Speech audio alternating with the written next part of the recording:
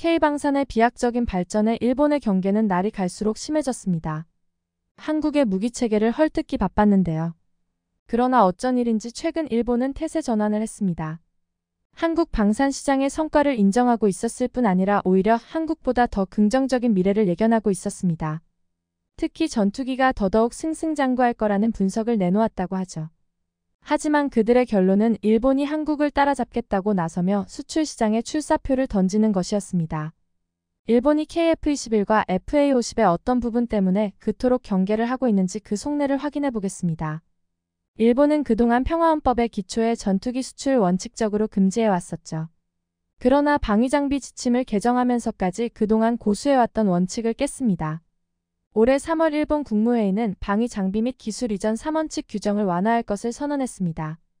그러면서 영국, 이탈리아와 공동 개발하는 차세대 전투기를 제3국에 수출하기로 했습니다. 헌법 구조에 따르면 수출은 위반이나 이를 무시하고 일본은 수출 허가를 강행한 것인데요. 일본의 갑작스러운 변경에 외국 언론은 물론 일본 내에서도 의문을 가질 수밖에 없었습니다. 이에 일본 정부는 6세대 전투기를 개발하는 영국과 이탈리아의 방침 때문이라며 어쩔 수 없는 상황이라고 전하고 있었습니다. 현재 일본은 영국과 이탈리아와 함께 6세대 전투기 개발을 앞두고 있고 2035년까지 개발할 것을 선언한 바 있습니다. 전투기 개발 초기에는 내부 수요를 충당하기 위한 목적으로 수출에 대해서는 언급을 하지 않았었습니다.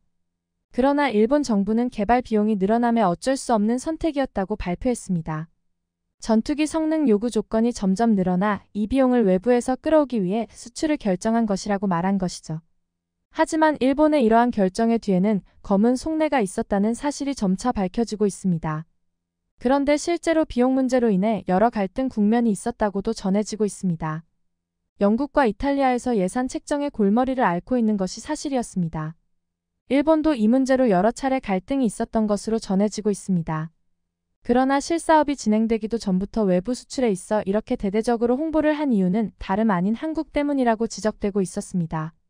일본은 한국의 무기 수출이 유럽, 중동 등의 그 영향력을 점차 넓혀가자 위기의식을 느낄 수밖에 없는 상황이었습니다. 위기의식을 느끼고 자극을 받은 일본이 자국 6세대 전투기로 중동과 아프리카 지역에 무기를 팔고자 밑밥을 깐 것이라는 분석이 다분합니다. 한국이 자국 기술로 KF-21을 개발한 것과 달리 일본은 자국 플랫폼이 전혀 없이 유럽 국가에 의존하고 있는 것이 현실입니다. 대부분의 기술이 외부 기술에 의존하거나 외부 방산기관의 허락이 있어야 수출이 가능한 구조로 단독으로 할 수 있는 부분이 전혀 없었습니다. 반면 한국은 자국 기술로 전투기를 비롯해 K9 자주포, K2 전차 등 여러 무기를 개발했기에 판매에 있어 제한이 없습니다. 외부의 허락을 구하거나 협력을 해야 하는 일도 그리 많지 않다는 차이점이 분명합니다. 그 결과 방산 시장에서 한국은 새를 불리며 무기 경쟁력은 물론 수출 시장에서 명성을 드높이고 있습니다. 그런 가운데 일본은 수출도 제대로 하지 못하는 것은 물론 무기 구입에도 애를 먹는 상황에 놓였습니다. 자신들이 수출하면 한국보다 더 잘할 수 있다고 말하면서 헌법 해제와 함께 무기 수출에 본격적으로 발을 딛고자 한 것이죠. 이러한 변화를 잘 보여주는 것이 일본 언론의 반응입니다. 한국 무기가 잘 나간다는 소식이 들릴 때마다 헐뜯기 바빴던 일본 언론이 최근 한국 무기를 진지하게 분석하고 있었습니다. 일본의 대표 방송사인 NHK에서는 한국 무기 수출 소식들을 면밀하게 살펴보며 한국 무기가 왜 잘 팔릴 수밖에 없는지 이유를 분석하는 특집 방송을 보도하기도 했습니다. 북한과 마주하고 있는 현실이 방위산업에 투자하게 만들었고 그 결과 전 세계로 팔려나가는 한국 무기가 한국의 경제 성장을 촉진하고 있다는 것이 요지였습니다.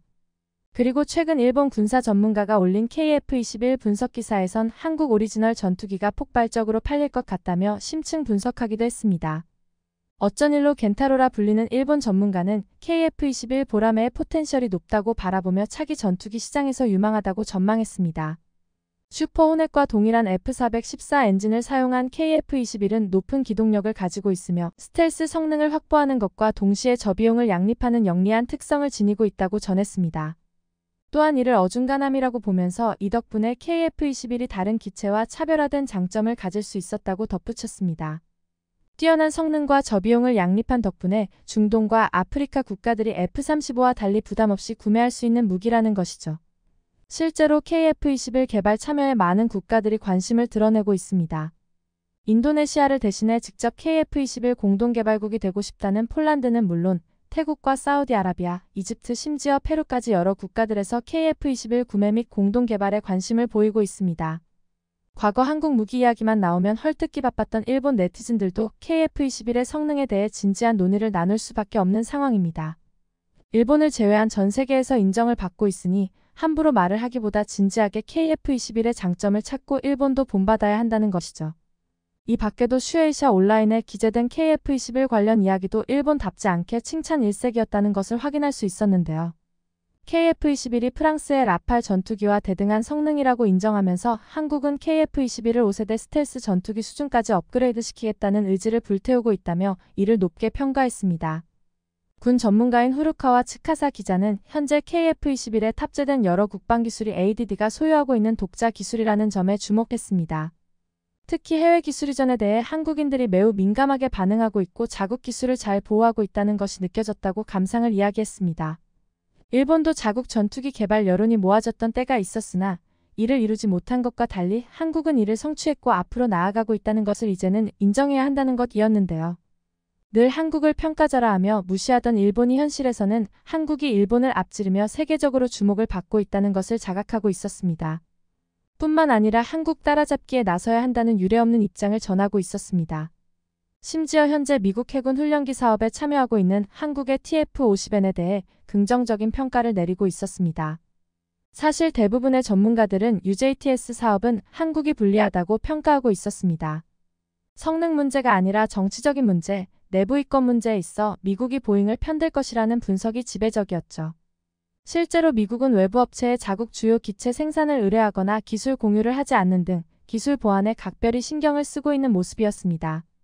자국 전투기 조종사가 훈련을 받는 기체도 미국에서 만든 기체여야 한다는 신념까지도 보유한 만큼 미국 업체인 보잉이 이번 수주에서 승리할 것이라고 했는데요. 그러나 보잉은 현재 역대급 위기를 맞이하며 추락하고 있습니다. 전 영역에서 기술 함량 미달이라는 약점이 드러나면서 CEO가 사퇴까지 결정하는 강수를 둘 정도로 위기에 봉착해 있습니다. 그동안 보잉이 아니라면 가지 않겠다는 표어로 대변될 만큼 엔지니어링 기술력에 있어 세계 최고라 할 수 있었습니다. 그런데 기술보다 코스트 관리를 우선시하는 CEO가 취임하며 문제가 발생하기 시작했습니다.